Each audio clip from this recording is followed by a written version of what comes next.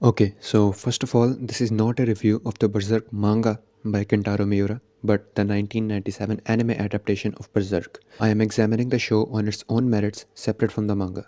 Let's begin. Now, I realize that even after the disclaimer, people are going to be sensitive about this topic because the 1997 Berserk anime is loved by the community and held in the highest of regards, second only to the manga. But in my opinion, this is not because the anime is spectacular, it is just the least awful anime adaptation we have of Berserk.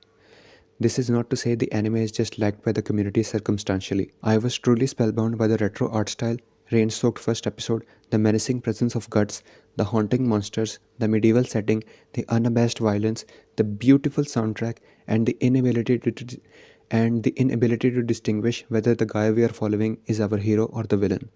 But there is still much to be desired. First of all, going from the medieval monster bounty hunter story to the Golden Age arc gave me a severe case of tonal whiplash. I was waiting for the awesomeness to return, but it didn't. The Golden Age arc isn't all bad in the show. It is necessary for introducing and understanding the characters and putting everything in place before setting them on fire. Most of the Golden Age arc is just a montage of Griffith being right. I mean, sure, Zod shows up eventually, and that made me giggle like a schoolgirl with excitement, but that was short lived. And then Guts kills a child, faces no repercussions for it, and in the scene immediately after it, we are made to feel sorry for the filicidal maniac.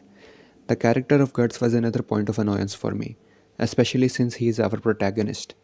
We see Guts take on enemies 10 times his size, fighting off a pack of wolves as a wounded child, killing 100 men on his own, fighting a literal demon, and the only reason for this bravado is his refusal to die because of the sheer amount of anger in him. There is a lot of death talk in the anime, and the brand of death is introduced right from the first episode. Plus, Guts was born from a dead mother whose corpse we see hanging from a tree with a baby Guts crying in the mud below her. So I thought maybe Guts has a weird relation or contract with death, making him unable to die. But that isn't it. Guts has an inordinately large sword. I thought the sword was supposedly special or had some magic in it, or because he had killed so many people, their blood soaked the blade and made it magical or immortal. But that isn't the case either.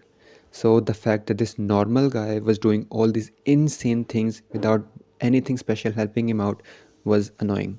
The show also suffers from pacing issues. The story really feels like it is dragging along but going nowhere, and then abruptly everything happens. Maybe for the sake of character development, maybe because it is just poorly written. I lean towards the latter more than the former. And lastly, the show's animation is lacking as well.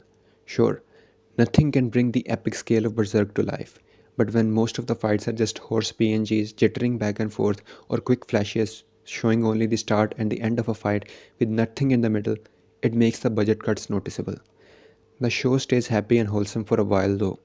We see the characters winning battles, earning glory, moving up in society, and getting closer to Griffith's dream of world domination. Until this happens, and then this happens, and then this happens, and then this happens, and then this happens. And this, well, this is just awesome. I mean, finally, we are back to the roots and tone that episode 1 had established.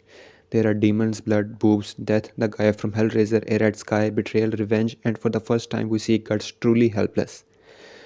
But this is all short lived. Now that the awesomeness has returned, it goes away just as quickly. We end the season on a cliffhanger, and about 28 years later, we are still waiting for a second season. So, this was my experience with Berserk 1997. I'm sure you are wondering if I just rage baited you with the title, because the video was as much praise as it was criticism. I don't hate the anime, I was just disappointed by it. And my disappointment came from the borderline insurmountable expectations I had built for myself because of the reviews online and the community's inability to not share their love and enthusiasm of the manga with this anime. And I kinda get it. The nostalgia and about 3 decades of longing will cloud anyone's judgment. But if you go in with virgin eyes like I did, entirely unaware of the manga's legacy, expecting to be completely blown away, then you are bound to be disappointed. The Berserk community is maybe the most passionate and active in terms of fan projects to bring the masterpiece of Kentaro Miura to screen. But just like the protagonist, the fans are destined to struggle as well. I would give the anime maybe a 6 or a 7 out of 10. Not awful, but just shy of greatness. Let's hope that one day we can see a proper adaptation for Berserk. Hopefully I didn't anger you too much. What do you think of the Berserk 1997 anime? Do you agree with anything I said in the video? Let me know your thoughts in the comments below and like and subscribe for more. Thank you.